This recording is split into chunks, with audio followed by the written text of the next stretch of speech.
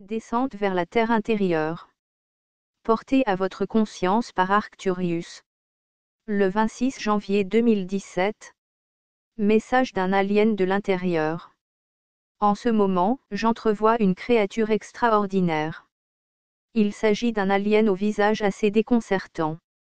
Sa peau est ridée, mais de sorte que ses rides sont externes, elles font comme un relief, un réseau assez plaisant au final à regarder. Son visage est en forme de cœur, sa tête aussi, et ses yeux sont bleus. Son teint est rosé, un peu saumon, il a une expression austère un peu méfiante, mais finalement il sourit et cette expression le rend sage, affable.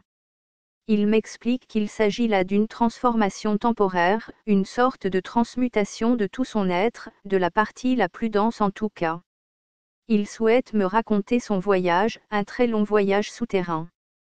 Ce texte m'a déjà été transmis auparavant d'une autre manière, accompagné de visions très nettes. L'illustration se rapproche au mieux des galeries rosées que j'ai pu entrevoir, lesquelles sont d'une beauté à couper le souffle. Voici ce texte tel qu'il m'a été dicté, avec très peu de corrections.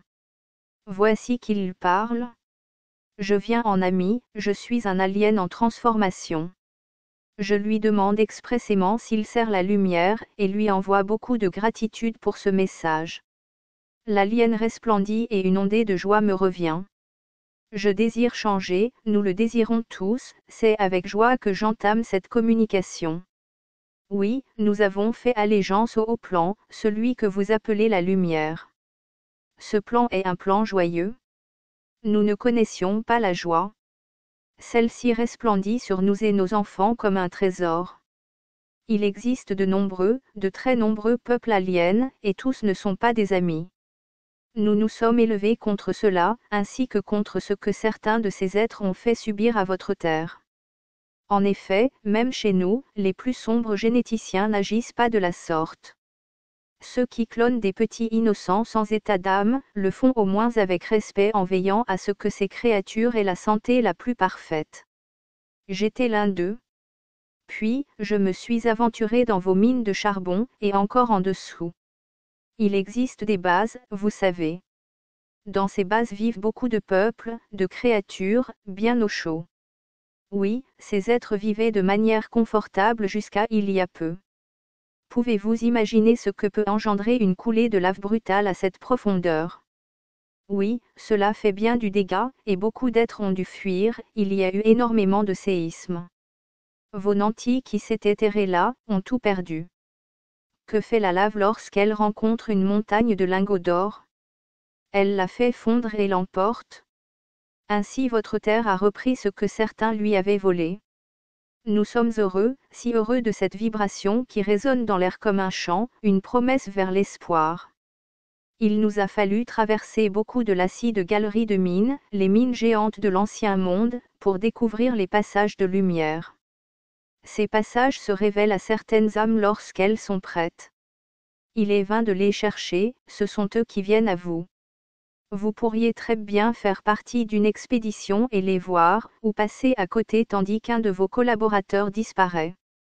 Bien des hommes sur Terre, des bêtes disparaissent de la sorte, en empruntant ces passages de lumière, qui relient tout et toute chose, le passé, le présent et l'avenir.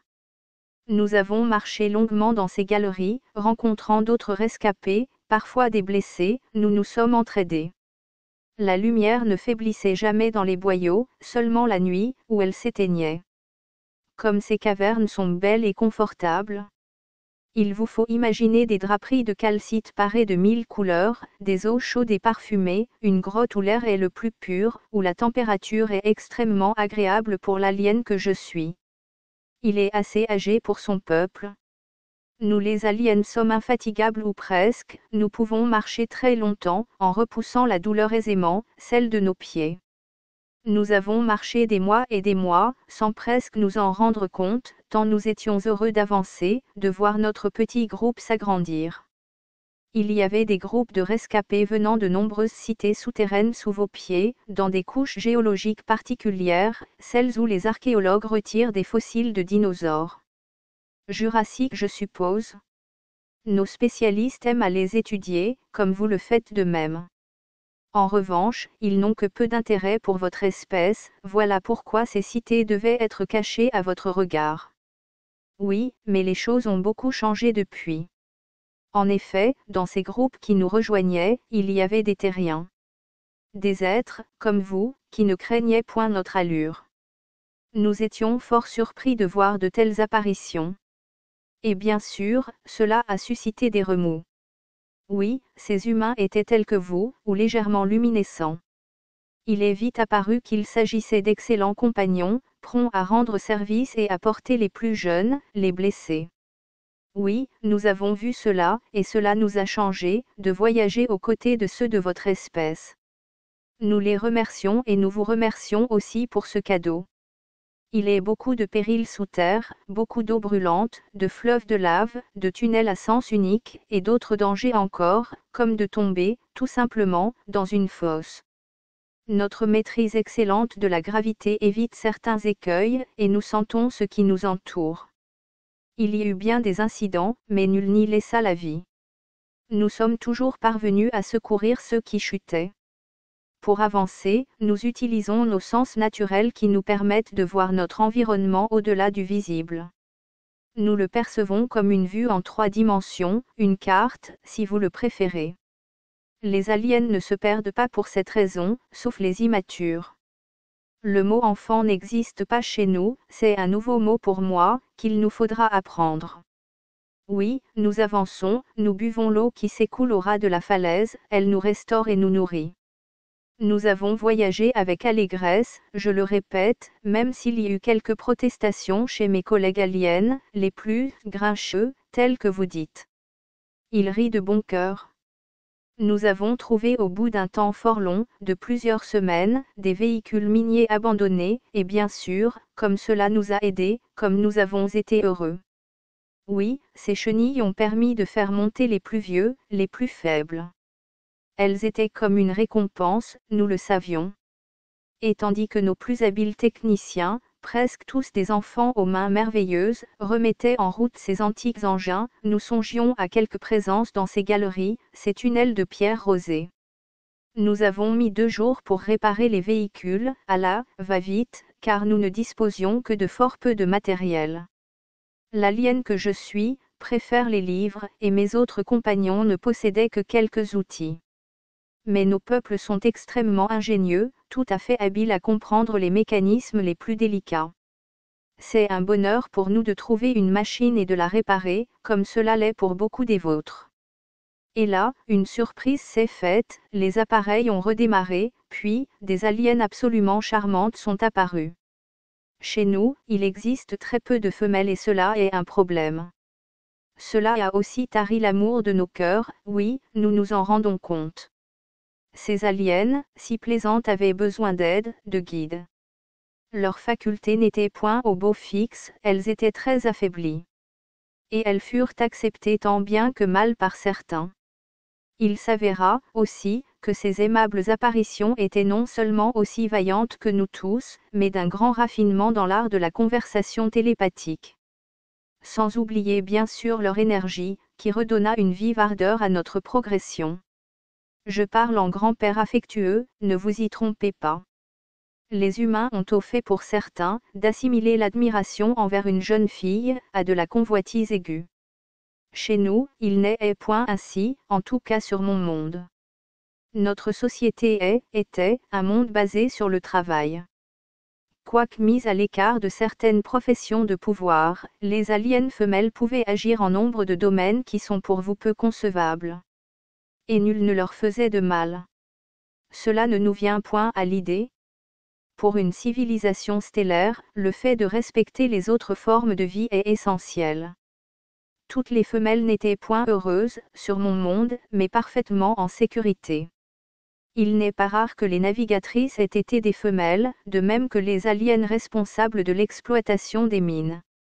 Oui, tout cela n'est plus à présent, car notre société a failli, et nous comprenons pour quelles raisons. Nous avons compris que mâles et femelles étaient indissociables, faits pour s'entendre, s'aimer, cohabiter. Oui, quelle joie est la nôtre face à cette révélation, une nouvelle révélation, qui a enrichi notre petit groupe, d'une 50aine d'êtres à présent, de ces charmantes voyageuses. Nous avons ensuite été rejoints par quelques créatures égarées, surtout de très jeunes clones, qui sont, et j'en ai honte, considérés comme des servants inférieurs par nombre de mes collègues. Les clones sont rudoyés et méprisés sur ces mondes, ils travaillent jusqu'à l'épuisement, à des tâches très dangereuses. Comme ces petits étaient apeurés, il nous a fallu du temps avant de les approcher. Au début, ils n'ont fait que suivre notre groupe à distance. Puis, ils se sont rapprochés des terriens. Oui, les terriens ont pu leur parler, et même s'ils ne comprenaient pas ces sons, ils les trouvaient intéressants. Ces petits êtres ont une curiosité d'esprit tout à fait considérable. Il vous faut imaginer des êtres très petits, de la taille d'enfants de 2 à 5 ans. Nos jeunes ont pu les approcher et commencer à échanger. Au bout de plusieurs semaines, quelle n'a pas été notre surprise de constater que ces créatures minuscules luisaient entièrement pour certains. Oh, quel admirable spectacle! Nous avons marché, encore des semaines et des semaines, je n'en dirai pas plus sur les défis que nous avons dû relever. Mais nos engins, les chenilles et les plateformes minières, nous ont donné pleine et entière satisfaction. Nous progressions plus vite, mais nous ne souhaitions point nous séparer. Quelquefois, nous envoyions une équipe en éclaireur, mais ensuite, cette progression s'est avérée inutile, car toujours le bon sentier luisait devant nous, comme éclairé par les présences invisibles. Les couloirs ont commencé à devenir bien plus vastes, bien plus raffinés, ciselés de motifs, garnis de colonnes, de portes splendides. Nous étions arrivés quelque part.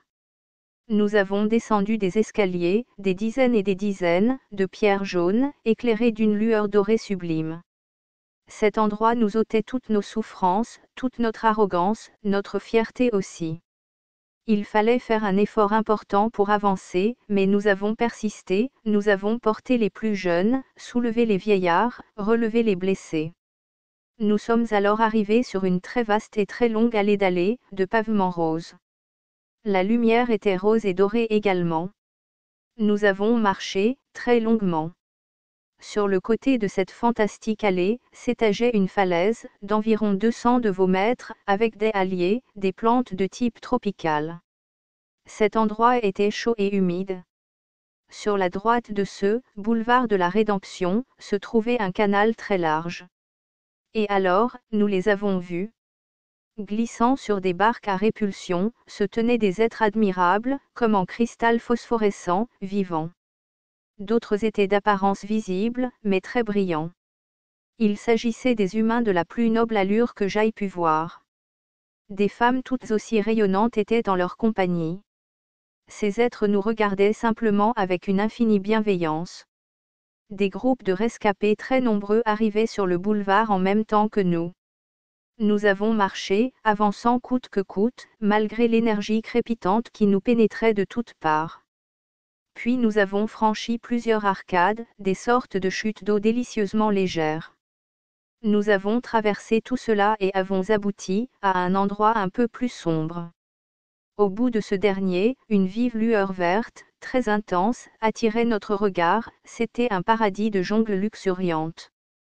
Quel bonheur que toute cette vie, cela nous a redonné courage. Nous avons continué d'avancer et avons aperçu un spectacle insolite. Au bout de ce passage se trouvait une chute d'eau majestueuse, immense, grandiose, mais cette chute d'eau était ascendante. Cela nous a frappés, et nous sommes restés émerveillés, je crois bien, un long moment avant de pouvoir reprendre le fil de nos discussions télépathiques. Même nos meilleurs savants n'auraient jamais cru cela possible. Finalement, un petit éclat rose se trouvait sur notre gauche, loin devant nous. Nous y sommes parvenus, ravis et soulagés, ayant l'impression d'avoir accompli quelque chose de vraiment très grand. Là, un immense temple de pierre rosée, avec une coupole d'au moins 60 mètres de haut, nous attendait. Le dôme était décoré de moulures de colonnes et de ciselures dans l'albâtre ou le marbre. Tout cela nous ravissait. Autour de cet endroit agréable était disposée une multitude de gradins et des aliens étaient assis, de tous les âges et de tous les mondes, avec des humanoïdes, des lézards, des créatures à plumes ou à poils, qui se reposaient. Nous avons pris place à notre tour. Un bonheur sans nom nous a saisis, une vibration très belle nous apaisait, nous nous sommes sentis immensément ressourcés en cet endroit. Oui, comme nous avons été soulagés. Des êtres de lumière, des femmes, des hommes allègres, passaient entre les membres de notre expédition. Ils nous distribuèrent des boissons avec une gentillesse confondante. Nous n'avons posé aucune question, simplement trop heureux d'être parvenus en cet endroit. Puis, d'autres êtres de lumière sont arrivés, ils nous ont menés par petits groupes vers des trains à répulsion qui attendaient. Ces trains étaient en partance dans des directions différentes en fonction des soins qui devaient nous être distribués. Pendant tout ce voyage, j'ai fait la connaissance de 3 aliens et d'un humain, que je ne souhaitais quitter pour rien au monde, et il en était de même pour eux. Notre séparation d'avec le reste du groupe s'est faite immensément aisément, sans heurts ni tristesse, que de la joie. Joie d'être en vie, joie que nos amis nouveaux nous offraient, cette promesse que nous allions recevoir des soins. Que l'on nous expliquerait un très grand nombre de choses. Nous avons été amenés à bord d'un train superbe, bleu turquoise, au parement qui semblait un mélange de nacre, de marbre et du bois le plus beau, quoiqu'il s'agissait d'une autre matière chatoyante et légèrement translucide, qui émettait sa propre lumière. À l'intérieur du train, il existait très peu de lumière et des petits lits nous attendaient, avec des cristaux réénergisants, des câbles de transmission d'énergie et des êtres affables très doux, qui se sont empressés de soigner les blessés. Nous nous sommes étendus, et une paix grandiose nous a envahis. Je ne me souviens pas avoir dormi, juste avoir fait un autre voyage, mais tellement merveilleux que peu de mots pourraient le décrire. Pendant ce voyage, je sentais la pensée de mes compagnons endormis près de la mienne, et nous étions dans un état de symbiose, d'harmonie très profond. Nous baignions dans la même immense énergie, celle de la source. J'ai été ravi de donner ce message, je suis le généticien Lestrise. Que l'amour, la haute radiance purificatrice, se déverse sur votre monde. Que vous aussi, vous passiez par cette belle phase d'énergisation de vos êtres, pour venir trouver votre vérité intérieure.